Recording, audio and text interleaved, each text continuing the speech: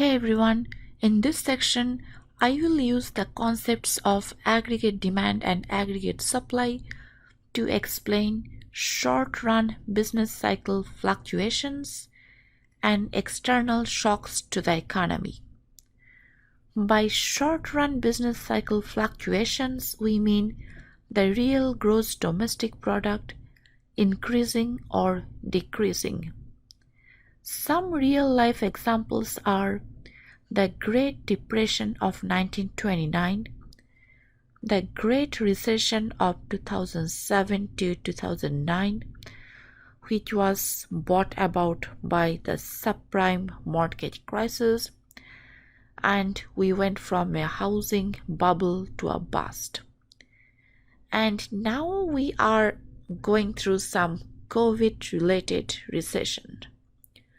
Characteristics of recession are the real gross domestic product or real output increasing in an economy and the unemployment going up. Example of external shocks to the US economy is the oil price embargo of 1973, when the price of an important input went up, and that was the crude oil. Price of crude oil went up. Okay, and that really caused the supply of oil to go down and price to go up.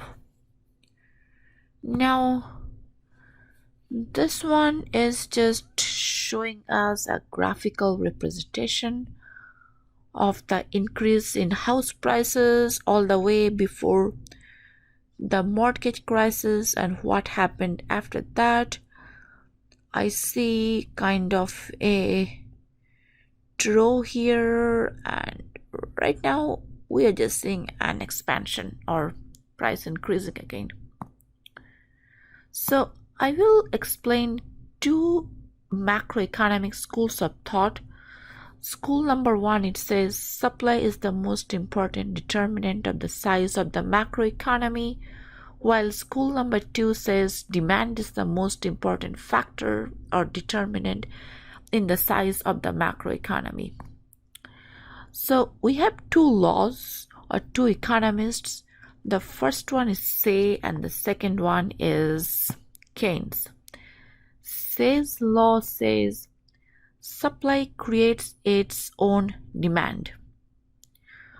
I'm just going to try to explain this in a couple of points.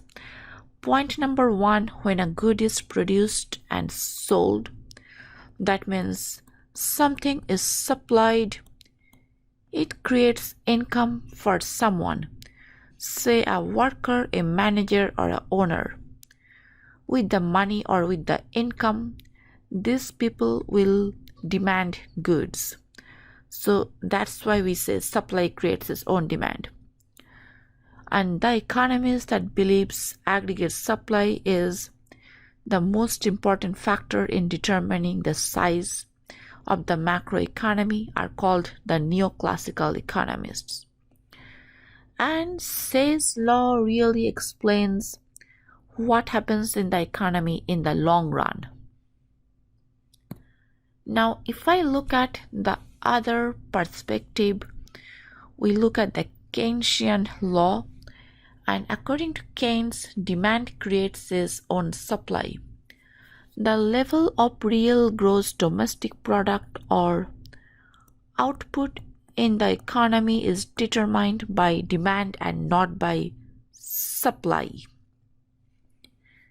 And Keynes' law applies specifically in the short run and explains the business cycle fluctuations, unlike Say's law.